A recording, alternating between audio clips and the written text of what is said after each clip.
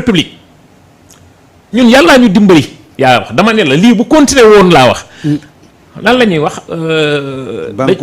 banqueroute la ñuy wax faillite wallaahi fa lañ jëmoon ah non lan lañ waxoon taux d'endettement bi norme UMOA 70 fekk ña nga fan 110%. waaw dernier rapport banque mondiale gis nga li mu génn ci endettement wu Sénégal kon ñun ban si ñun parce que Cour des comptes dafa génn nañu on était à 99,67%. waaw dernier rapport léegi ñëw yóbbu ñu ba 110% de merci taux beaucoup d'endettement. cela waaw lii moo lay won ne kon su ma nee la kon dañ doon dem mbëkk miir bi c'est la réalité waaw jege woon nañ ko de. ñun yàlla moo ñu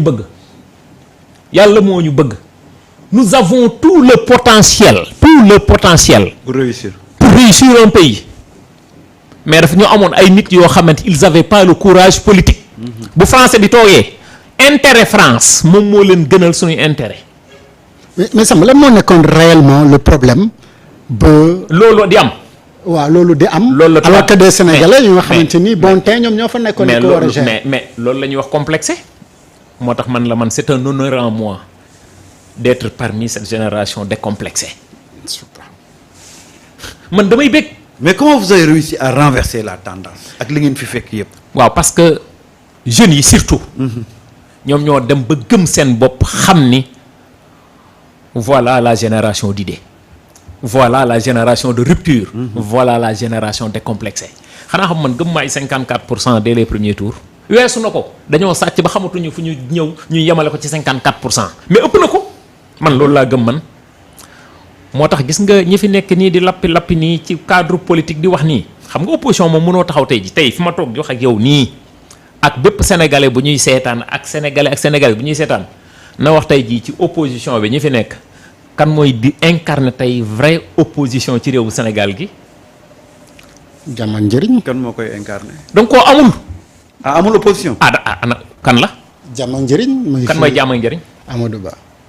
Amadou Ba wallahi azim boo ne moon jàmm ak njëriñ rek yem ci wallahi azim xaw moon sax kan ngay wax Amadou Ba ban acte la posé boo xam ne day tax ñuy wax fii lenn moo fi ne nous avons une opposition démissionnaire ñi fi am xam nga mooy ñan ñi nga xamante ni dañ leen di utiliser ñu taxaw dem ci yenn médias yi suñu wax média nag dafa vaste muy télévision di rajo di réseaux sociaux di def propagande xam nga fan lay neexee un sambatal bu toog ñuy wax sur les industries extractives mu am koo xam dafa bokk dans l'opposition toog fee ñaari journaliste wala ñeent toog nii ñuy poser question ñu wax ñun liñ fi fekk lan lañ fi def ñoom ñu wax ñoom lan lañ fi defoon ñoom loolu mooy le débat mais débat bi warul nekk ay débat de caniveau moo tax fi ñu jëm nii ku pare pour opposer wu ñëwal ci ak ay idée ñu opposer wu sénégalais yi tranché ñun benn interlocuteur kese cote rek dong la ñu am.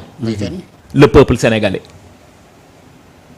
en 3 ans ci réew mii ci la ñuy xam ñii fan lañ bëgg a yóbbu réew mi jëlal date tey ci émission bi ma la defal nii tey jii bu ñu demee ba fin 2025 jëm 2026 bu ñu toogaatee fii ñu xool rapport yu ITE bu ñu xoolee rapport yu ITE dinañ wax ba xam ñun dañu fee nekk pour suñu bopp wala duñu fee nekkar pour askan wi. mais Samba. moo tax sànq ma ni la. dernier rapport yu ITE 2023 ci seen nguur ñoom su ma jumulee ñu ngi ci 380,5 milliards motul sax 400 milliards je vous donne date par date fin 2025 jëm 26 ci la ñuy comprendre xam ñan ñooy liggéey pour seen askan dëggantaan pour que ressources yi ñëwaat ci sunu askan ñun. parce que loolu lañ ñu fale. léegi bala Samba di dugal question am. dafa am benn préoccupation boo nga xam ne dama ko am ak sénégalais yu bëri peut-être. mooy suñu cadastre minier dañu France daf ko mos a ci récemment am na benn xeex bu métti bu nga xamante ni seen ministère ñu ngi ko doon def ak France. mais ba léegi amaguñu woon cadastre minier bi nekk ci loxo sénégalais yi fan ngeen toll ci xeex boobu am ngeen gain de cause wala fan la toll. xam nga dafa am chapitre 7 article 114 113 moom mooy wax fonds de péréquation et d'appui bi nekk 20%. waaw 114 moom mooy wax fonds d'appui du secteur minier. fonds boobu. mooy jàppale ministère bi liggéey bu mu bëgg a def dans le secteur de l'exploration maanaam recherche. waaw da koy defal boppam. man ba ma fàttalikoo ba tey laa wax ñu koy wax. ci li nga xamante ni moom mooy sunu ci li nga xamante ni moom mooy sunu catalogue des ressources. dañ lay wax indice de diamant. des fois ñun la indice de nangam des fois nga dem indice de nangam. pour un état responsable. man boo ne ma tey jii kër gi am na indice de nangam ma am ay géologue damay dem defi recherche su ma defee recherche mën naa la quantifier le réserve yi ni mu toll wax la lépp li ma la mën a wax comme information ba nga xam ni kenn dootul laam-laamee. d'accord. parce que dégg nga ma bu baax. tey ñun jàpp nañ ni bépp travaux de recherche boo xamante ni ñun war nañ koo def au niveau du ministère. de passage maa ngi nuyu le direction générale des mines et de la géologie di nuyu directrice bu cadastre di nuyu bépp directeur bu nekk biir mine pétrole ak énergie. parce que xam naa li ñuy daj en fait. absolument. wallaahi du ci plateau laay toog sur le Saint Coran des fois nous sommes au building jusqu'à 0 heure. xam nga minuit. moment bi nit ñi tëdd seen kër yi toog di noppalu.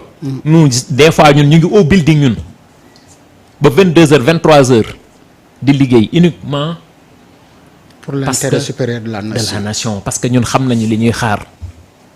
kon su fekkee ni tey nous avons ce potentiel géologique wax naa la ko léegi du woon hasard Sénégal nekk capitale de l'AOF. est-ce que dañu ñëw noonu rek def ko capitale de l'AOF. ce que j'appelle le Sénégal le pays des 5G. loolu ñuy jaay tey jii suñu situation comme ni ma ko waxee suñu position géographique en Afrique et dans le monde en Afrique et dans le monde suñu situation géostratégique géopolitique encore tey xoolal sous région bi tey jii yàlla ñuy defal sutura xoolal position bi ñuy garder loolu doyatul suñu situation géographique géologique doog a ñëw nga xam le potentiel géophysique le potentiel que nous avons aujourd'hui ñu am ay nit ñoo xamante ni tey àdduna amul fooy dem te doo fekk sénégalais mu frankulaayu toog ndax xam-xamam. on est d'accord. potentiel boobu ñun war nañ koo am ñun di nekk parmi les 25 les plus pauvres les plus endettés les plus corrompus. c'est une insulte de nous dire que ni tey jii bokk nañ ci l'un des pays les plus corrompus sunu dernier indice de la corruption nekk 118 milliards de nos francs CFA. c'est pas une honte. c'est une honte. ouais. tey jii ci ñoom foo ci gis ñuy taxaw di wax xam lan leen lay wax bilan matériel mënumaa wax nag te duma féliciter le secteur du BTP. lan la ñu def ba nga war leen féliciter. lu tax ma war leen féliciter. parce que dama xam ne li ñu def ci construction ci biir dëkk bii te état fayu leen état bi fi nekkoon. fayu leen ba endetté yéen ñëpp xam ngeen ni secteur privé bi ñu ngi sonn surtout sur le secteur du BTP. bor boo xam dafa gàllu seen loos pendant des années et des années kenn mënu leen koo fay. mu tuuti mu bari nguur gu bees gi bi mu ñëwee am na lu mu yëkk ci enveloppe jox leen ko avance ba pare nag ni leen may leen ñu ci dans un court délai. kon nous avons mobilisé de l'argent pour jox leen ngeen liggéey tey jii xoolal secteur yi nga xam ñoo fi nekk tey di def pont et chaussée. nga jël CSE. nga jël Areski nga jël ay Baratal ak ñeneen ak ñeneen ñi nga xam dañ fee nekk dañoo taxaw la moo tax ñu taxaw. dañ leen amal ay bor yoo xam ne dañ leen ko war a fay ñu leen yow même mois boobu yow yaa ngi jël yow ay société française je donne des noms matière jox ko tous les autoponts société boobu jël xaalis bi pare jël leen ñoom sous-traité leen ko ñoom ñu def liggéey bi ñoom ci Sénégal fii lañ naan la lépp loo xamante ni day defar tali. tout ce qui conçoit une route. am na fi tàmbalee ko ci l'emprise l'assiette la plateforme et la forme d'une route coupe longitudinale bi maanaam ci kaw ba ci suuf couche de base couche de fondation suuf couche et revêtement mu ngi ci suufu Sénégal yow nga ñuy facturer yow benn kilomètre 3 milliards 500 4 milliards par kilomètre yow nga am fii des am na fi. nga am déggoo li ma la wax lépp laa wax looy concevoir tali mu ngi ci fii ci Sénégal ciment amu fi matière première ciment lan la du calcaire. ak latérite ak argile. amul Sénégal. si ah. am na fi. revêtement bi lan la du basalte. amul Sénégal. leen rek moo fi amul woon muy liant hydraulique liant hydrocarbure maanaam goudron. te tey jii raffinerie bi nga xamante ne tey mu ngi nekk fii Sarr tey jii nous allons commencer d'ailleurs naa ci ñëw léegi. nous allons commencer à industrialiser suñu pétrole brut. cela veut dire que ni pétrole boobu liant boobu ñun dañ koy génne léegi suñu bopp sax kon ñun dañ koy amal suñu bopp.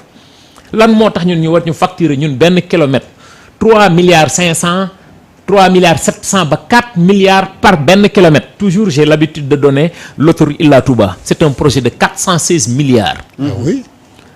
112 kilomètres. defeere 5 ans ñu war koo fay 25 ans benn kilomètre mu ngi ñu dikk 3 milliards 714 millions. benn kilomètre. waaw 3 milliards 714 millions par kilomètre. on nous dit c'est bien ok c'est bien mais à quel coût. à quel coût. Eiffage tali yi bi ñu koy defar. c'est bon parce que autoroute mu ngi doon doog a ñëw Sénégal mais quand on parle de 4 milliards 500 par kilomètre à quel coût. c'est que yooyu ngay xool xam ni mooy li ma la doon daj dëpp gi sànq mooy pour vous dire nous étions toujours étrangers à nos propres ressources. tey nan nga mën a comprendre société yi ma la wax nii man j'ai travaillé avec par exemple CSE au niveau de la sous-région fii ba Nigéria fii ba Burkina fii ba Sierra Leone tal yëpp parce que ñoom ñoo koy defar tey nan nga mën a comprendre day jël yeneen nationalité yeneen pays yi ñëw sa réew yow war a defaral ay tali même moment boobu yow nga toog yow di frankulaayu di am problème yow dans ton propre pays. mais kon na nga bëgg a wax au-delà de bor bu bëri bi ñu fi gars yi bàyyee même suñu secteur privé bi suñu entreprise yi ñoom ñoo ko nërmel. yow le président Macky Sall jógewul fii dem ba France di tenser di dal ci kaw secteur privé bu Sénégal. si amul. si ah gis nañu ko. mu ngi noonu toog 3 ans 4 ans recevoir oo leen waxtaanoo ak ñoom réew moom mooy yóbbu loolu moom mooy dem ci kanam loolu est-ce que xam nga ni loolu moo dem ba nga xamante ni ñett yii mooy levier pour natt économie réew. le secteur primaire le secteur secondaire les tertiaires. le secteur primaire mbay mi càmm gi napp gi élevage gi tire la croissance du Sénégal que de 16% maanaam téeméer boo jël fukk ak juróom-benn lañ koy xëcc. mais Samba Tall balaa ngay sori dafa am point bu am solo boo soulevé boo xam ne jaaxal na Sénégalais yu bëri. mooy BTP bi. parce que dañ ne liggéey di wax ci biti que pouvoir ba mu ñëwee ba tey BTP bi moom dafay souffrir rek. waaw pour la première fois je sais que ñu bëri dina leen jaaxal ne tey problème bi BTP bi am yëpp. c'est l'endettement. yow dette intérieure bi ngay dégg fii yëpp. lii nag moo jar a leeral parce que lu bëri leer woon ci Sénégalais yi. non dette intérieure bi ngay dégg Sénégal gi yëpp xam nga kan moo jël coupe bi. secteur BTP bi. te BTP moom mooy embaucher emploi bi. employé moo indi employabilité. est-ce que dégg nga ma bu baax. parce que secteur la boo xam ne bu taxawee nous avons une croissance le Sénégal a une croissance. mais c'est une croissance extravertie. cette croissance se mange à l'extérieur. tout à fait xam nga ñan la. ñan la. ñan la. multinationales yi. banques yi assurance yi. ñoom ñoo koy tirer xam nga ñaata à 62%. xoolal 62% secteur primaire 16%. ba pare ñu bëgg ni dañuy yem. moo tax ñii biñ ñëwee ni suñu géej dañ koy jëlaat muy napp gi càmm gi ñu créer ay pôle gis ngeen pôle yi. ak élevage bi. gis ngeen liñ ciy def. mbay mi ñu ne waratuñoo amel fii baykat xaalis gis ngeen li xaalis bi ñu ci dugal. pour fay leen seen bor yi. kon mu tuuti mu bari ñii xam nañ fi nga xamante ni moom mooy tirer croissance su réew muy le secteur primaire. léegi nag soo jógee ci primaire yow nan nga mën a comprendre yow secteur secondaire petite et moyenne entreprise yi nga xam ne dañ fay nekk te kenn jàppalewu leen yow à la place de ça multinationale bu ñëw nga defal ko exonération fiscale et douanière. yow ngay defar or. yow ngay defar zircon. nga xamante ni tey jii Sénégal moom mooy jox usine d'enrichissement d'ilménite ba nekk Tissédal fële ci Norvège 100% ilménite. ah oui sur les réserves nous sommes 3e au rang mondial donc le Sénégal est devenu un pays minier au vrai sens du terme lan moo tax ñu war a jël ndaare ñun. lan moo ko waral. c'est parce que ñi ñu yilifoon ñoom ñoo naxas bi gën a ndaw récemment kañ la suba la ñuy taxaw pour joxe les clés xaw ma leen les bases la base française xaw ma lan ginnaaw suba nous sommes indépendants le 18 dama ne nous sommes indépendants nous cette génération décomplexée de rupture nous sommes indépendants. kon jéego yi sax nga jëm ci souveraineté. non déggoo ma de loolu ci la bokk déggoo la loolu moo tax ñun ñu jël boulevard bee tudde ko Mamadou Dia loolu mooy indépendance. Nous avons toujours vécu sur le mimétisme institutionnel sunu constitution. ak bu Mali ak bu Burkina ak bu Sierra Leone yëpp benn la woon presque. Ouais. C'était du mimétisme institutionnel. C'est connu ça c'est 1958 ça c'est connu lan moo tax ñun mënuñu mooñ ñun loo xamante ni dañoo nuroo ñun dañu nuroo. mais justement seen posture souverainiste bi ñëw ngeen fekk ay multinationales yu fi basé wu signé ay contrat. oui. d'ailleurs ngeen gis ne contrat yi baaxul loolu moo indi le terme renégocier. mais est-ce que aujourd'hui à l'état actuel. vous avez commencé à renégocier ak yenn obstacle ngeen ci dajal. bañ ne ko dañoo teg commission nationale de renégociation. ok. lan laa la wax sànq sama commencement wax lépp loo xam ne ça y pas daal demul ci intérêt vitaux de la nation sénégalaise dañ koy xoolaat. dañu koo jaral ñoo opté. amul contrat de contrat yi ñu fi yëpp c'est des contrats de concession moomuñu ko dañu leen ko jox pour benn durée. loolu la ñu contrat de concession. contrat de concession boo gis am na clause de révision. yow boo nee damay respecter environnement bi damay def lii ak lii ak lii ak lii ak lii ak lii man la waa ok amul problème da ngay respecter lii boo ko respecté wul aw ma droit man waxante ak yow. aw ma droit renégocier contrat bi. bien sûr. soo ma nee la rek mën naa la ko jox pour x année bii da nga may jox nangam ak nangam ak nangam. charte yi moom da nga koy respecter. amul contrat de concession bu ñu mënta réviser. mais comme loolu tamit dafa am ñu ko jagleel muy des juristes. tout à fait am na ci taxawaay boo xam dañ ciy taxaw xool aussi est-ce que intérêt Sénégal mu ngi ci wala intérêt Sénégal nekku ci. absolument. ñoom fa ñu jànge ba am ay experts. noonu fa la ñu jànge ñun ba am ay experts nañu def ba am ay juristes ci wàllu woowu noonu la ñu amee ay juristes fii ay négociateurs ñoom ñoo fi nekk. sama président parti Abdourahmane Diouf docteur il a son doctorat. ci négociation internationale. absolument. bul bind lenn en français bind ko en anglais bu ñëwee dañ koy traduire en anglais. il le négocie en anglais. ak ñeneen ils sont combien au Sénégal. nous avons combien d'ingénieurs au Sénégal. nous avions combien de juristes au Sénégal. lan moo tax bu ñuy négocier ñun duñu xool les intérêts vitaux de cette nation sénégalaise. loolu la ñu war a xool. kon ñun jàpp nañu lépp li nga xam ne tey jii daf fee nekk ñun jàpp nañu ni warul nekk loo xam ne dafa naxas.